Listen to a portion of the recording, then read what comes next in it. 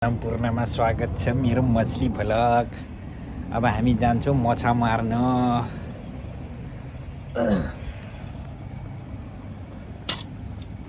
छुट्टीको दिन के गरौँ हुन्छ नि त, त्यही भएर अब माछा मार्नु जानु पर्यो।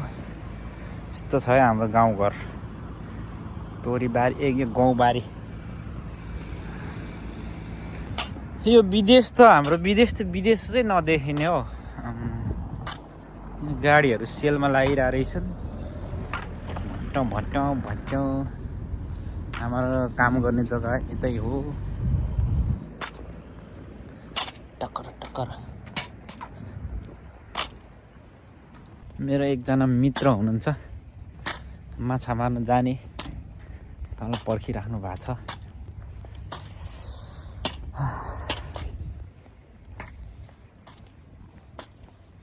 पछाडिको दृश्य हेर्न सक्नुहुन्छ। सँग भेट भइसक्यो यहाँ। ल सामान तपाईँ ल माछा अहिले घम्की घम पार्नुपर्छ। घर हिले माछा मात्रै लिएर आयो नि होइन, त्यो पनि ल्याउन सक्दैन हेर्नु। सो हाम्रो सहर, गाउँ सहर अहिले सबै सुनसान छ। हाम्रो गाउँ अहिले यता चाहिँ सिजनमा मात्रै चल्छ नि त। अहिले अब यो भएर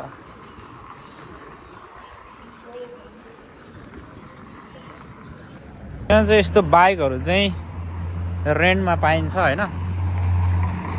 बाइक स्कुटी चाहिँ हो, गाडीको लाइसेन्स छ, कागज पत्र मात्रै छ मसँग त। त्यो उयसको लाइसेन्स दिँदा स्मार्ट कार्ड आएकै छैन। यहीँकै होइन नेपालको। यहाँ भ्लग पनि बन्छ नि फेरि ब्रो, तिमीलाई पनि देखाइदिन्छ। सुनिल भाइ लास्टै लजाउने। यस्तो बाटोले चाहिँ गाउँघरको याद दिलायो है। खोला हाम्रो चाहिँ ठुलो छ एकदमै।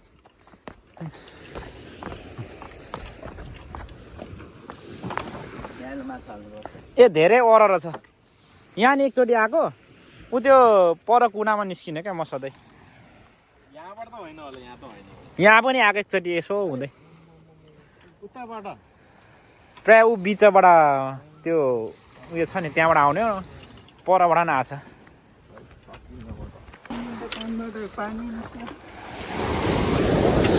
हाम्रो माछा खोज्ने क्रम जारी छ।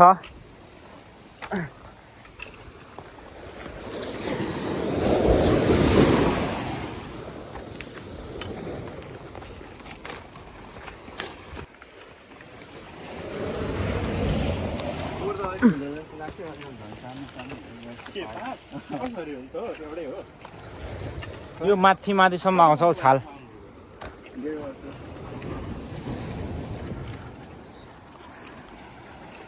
छ भने जाडो महिनामा चाहिँ हत्तै पानी यहाँसम्म बढ्ने। समरमा पर थियो, हामी यसरी स्विमिङ खेल्थ्यौँ यहाँ, यस्तो स्विमिङ हान्थ्यौँ। अहिले त यस्तो भइसकेको छ यहाँ त, चिप्लेर माया डक्स। आज अब माछा चाहिँ कति मारिने हो।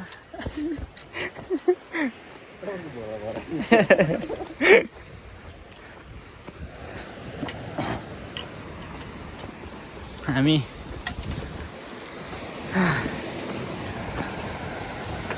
यस्तो जाडोमा पनि मान्छे स्विमिङ गर्छन् यार।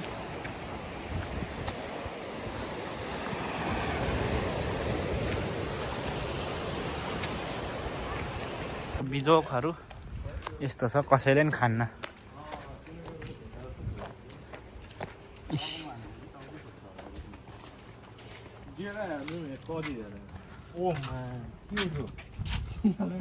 मालागा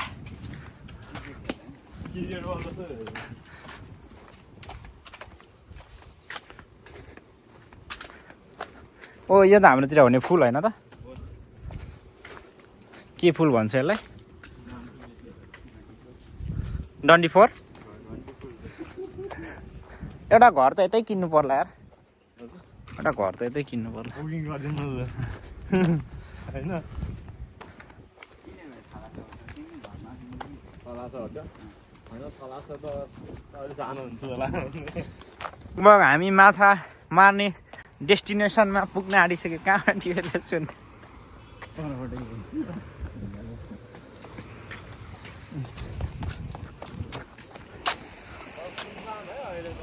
त्यही त भने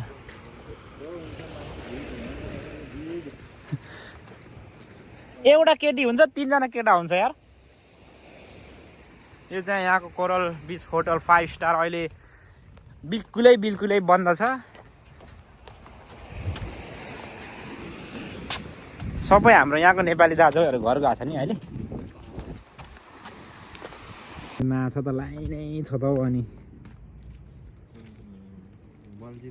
ठुल्ठुलै रहेछ नि यस्तै हुलहरू देखाएको थिएँ क्या मैले अस्ति जाउँ यहाँ मार्नु दिँदैन अब हामी अझै एकजना माझी दाइलाई लिन जाँदैछु भरे ठुलो माछा पऱ्यो भने त सकिँदैन नि त 3 जनाले त 4 जना भयो भने दामी हुन्छ अनि यहाँ छिर्ने ठाउँै छैन त कसरी छिर्नु भित्र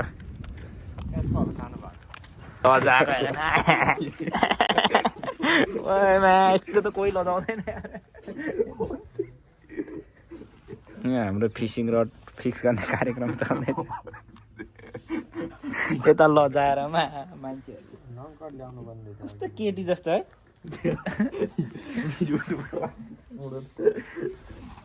अहिले हाम्रो फिसिङ रड पनि फिक्स भइसकेको छ भनेपछि हामी गएर अब ल्याम्ल्याम माछा मार्छौँ सो हामी चाहिँ अहिले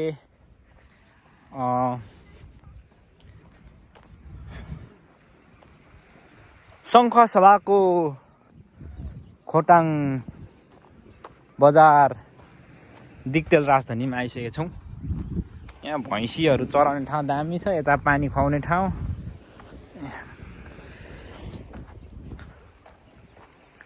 मेरो मित्रहरू अगाडि जाँदै हुनुहुन्छ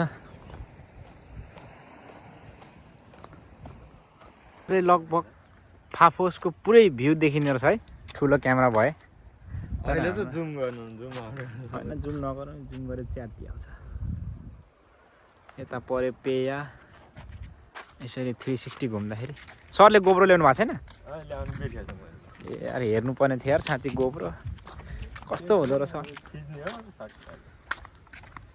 घन्टा 1 घन्टा जति हिँडेर हामी आइपुगिसकेका छौँ माछा मार्ने ठाउँ यो को चाहिँ नाम चाहिँ के हो भाइ यस्तो ढुङ्गा पो रहेछ यार यहाँ त है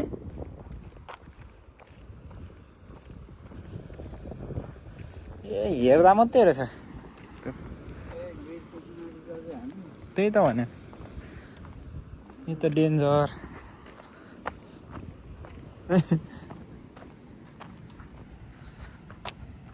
यहाँ हामीले फिक्स गर्न नजानेर यहाँ जान्ने मान्छेलाई देखाउँदैछौँ हाम्रो कार्यक्रम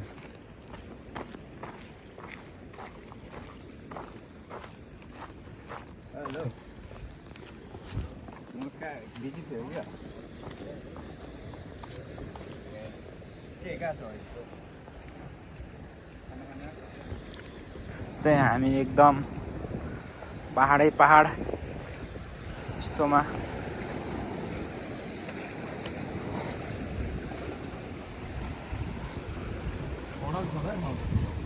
भित्र पनि पानी ओ त्यहाँ ऊ माछा हो ऊ के हो त्यो ल कत्रो माछा यार हाम्रो विशाल सरको फर्स्ट प्रहार हुन गइरहेको छ यहाँ ल हामीले के देखेको यार ठुलो है ल हान्नु हान्नु हान्नु पर्दैन हौ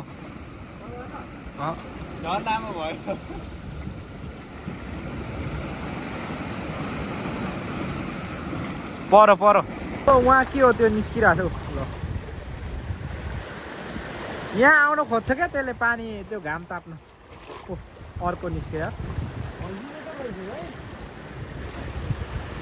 ओ माछा मार्दैछु तर माछा परेको छैन एउटा पनि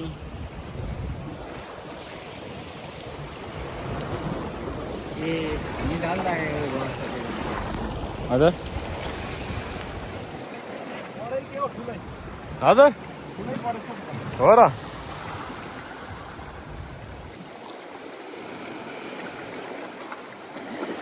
पर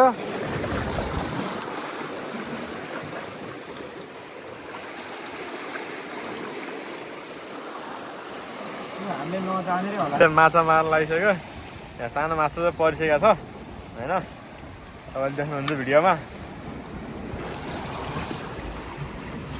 ओ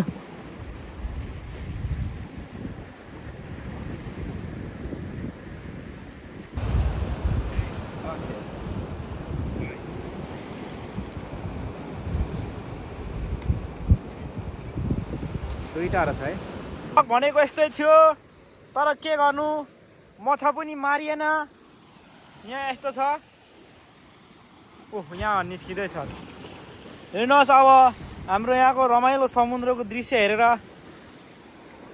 भ्लगलाई इन्जोय गर्नु होला यहाँबाट हाम फाल्यो नि त अनि